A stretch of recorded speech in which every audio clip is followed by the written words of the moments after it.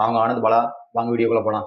So நம்ம இன்னைக்கு எதை பத்தி பார்க்க போறோம்னா, அதாவது இன்னைக்கு ட்ரம்ப்பும் ஜெலன்ஸ்கியும் வந்து மீட் பண்ணியிருக்காங்க. ஸோ இதை பத்தி தான் நம்ம இன்னைக்கு இதை ஃபுல்லா பார்க்க போறோம்.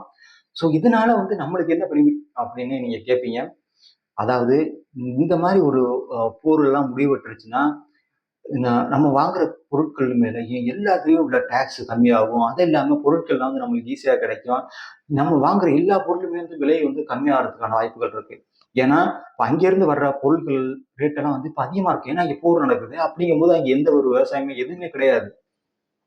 சோ அது இருக்கு. அப்படி இருக்கும்போது இந்த மாதிரி ஒரு பேச்சுவார்த்தைகளை வந்து முடிவு அடைஞ்சிச்சுன்னா கண்டிப்பா நம்மளுக்கு ஒரு நல்ல ஒரு பெனிஃபிட் தான் எல்லா நாட்டுகளுக்கு முடிவுக்கு வரணும். ஸோ அதை தான் இப்ப நம்ம பார்க்க போறோம். அதாவது 6 மாசத்துக்கு முன்னாடி வந்து பாத்தீங்கன்னாக்கா ஜெலன்ஸ்கி வந்து ட்ரம்ப பார்க்க போனாங்க.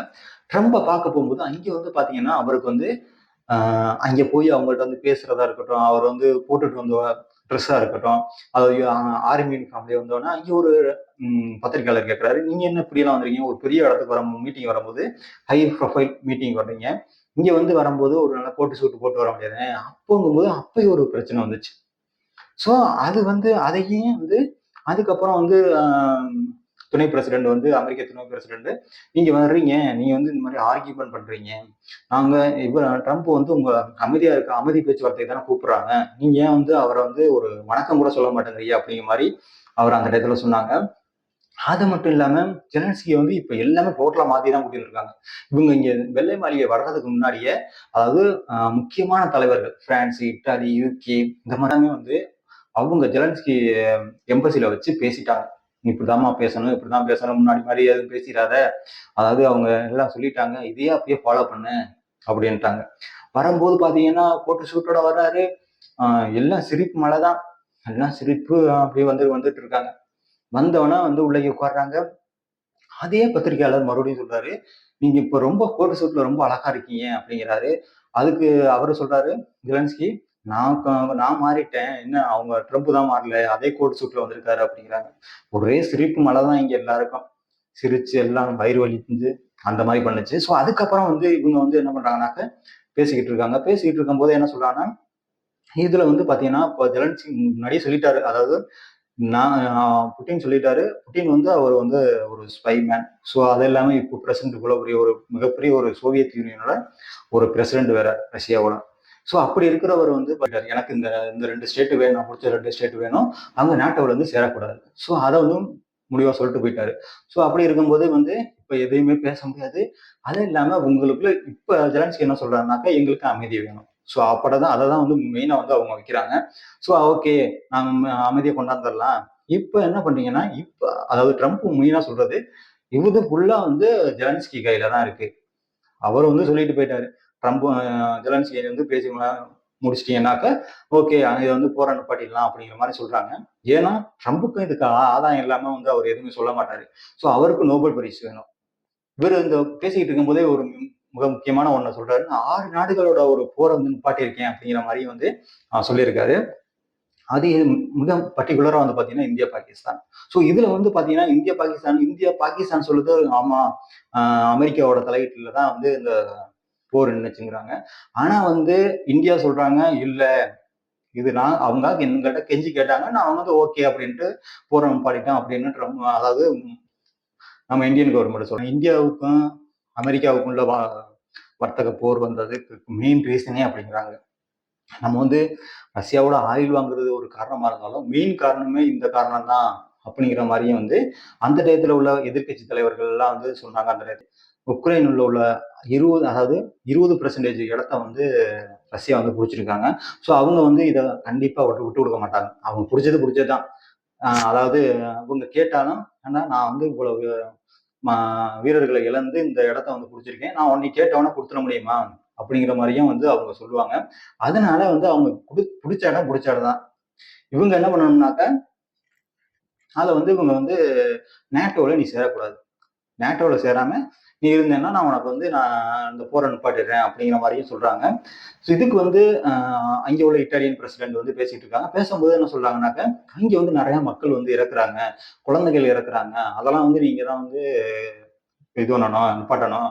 ஸோ நிறைய குழந்தைகள் வந்து கடத்தி கொண்டு வச்சிருக்காங்க ரஷ்யாவுல. ஸோ அதெல்லாம் வந்து நீங்க வந்து திரும்பி அவங்கள வர சொல்லணும் அப்படின்னு வந்து பேசுறாங்க. அங்கே உள்ள அமைதி வந்து நிலவணும் அப்படிங்கிறாங்க. ஸோ இதுக்கு வந்து ட்ரம்ப் என்ன சொல்றாருனாக்கா, முழுமையான அமைதி தான் வேணும். நீங்க வந்து சீஸ் ஃபயர்லாம் வந்து நீங்க இன்னைக்கு பண்ணிட்டு நாளைக்கு வந்து நீங்க மறுபடியும் அட்டாக் பண்ணுவீங்க. அதாவது புடின் என்ன சொல்லியிருக்காருனாமா, இவங்க வந்து சீஸ் ஃபயர்னு சொல்லுவாங்க. இவங்க அதுக்கப்புறம் போயிட்டு இவங்க ஒரு முக்கியமான நல்ல பெரிய போர்கள் படைகள்லாம் உருவாக்கி மறுபடியும் வந்து அட்டாக் பண்ணுவாங்க. அப்படி இருந்தா அது செட் ஆகாது. நீங்க வந்து நிரந்தர ஒரு போர் நிறுத்தம் வேணும் அப்படிங்கிற மாதிரி தான் புட்டின் பேசிட்டு போயிருக்காங்க. ஸோ அதை தான் வந்து ட்ரம்ப்பும் சொல்றாரு. ஃபுல்லா ட்ரம்ப் வந்து புட்டின் போயிட்டு சைடே வந்து சாஞ்சிட்டாருன்னு தான் சொல்லலாம். ஸோ அந்த அளவு வந்து அவர் சைடு போய் பேசுற மாதிரி தான் பேசிட்டு இருக்காரு. ஸோ இவங்களும் வந்து அதாவது ஜெலன்ஸ்கியும் வந்து எதிர்த்து பேச முடியாத அளவுல தான் ஒரு இடத்துல இருந்துகிட்டு இருக்காங்க. ஸோ இதுதான் வந்து மிக முக்கியமா வந்து அந்த விலை மறியல் நடந்தது. அதான் இதுல வந்து என்னன்னா கிரிமியாங்கிற ஒரு பகுதியை தான் மெயினா வந்து விட்டு கொடுக்க முடியாது அப்படிங்கிற மாதிரி ரஷ்யா சொல்லிட்டு இருக்கு. சொல்றாங்கன்னாக்க அதுல வந்து ஒரு இட்டாலியன் பிரசிடென்ட் சொல்றாங்க, நீங்க வந்து ஒரு அமைதிப்படையை வந்து நீங்க அங்க அனுப்பணும், அனுப்பி அதுல வந்து நீங்க வந்து இதை வந்து தீர்வு காணணும் அப்படிங்கிறாங்க. ஆனா இதுக்கு வந்து ட்ரம்ப் சொல்றாரு, இல்ல அது முடியாது.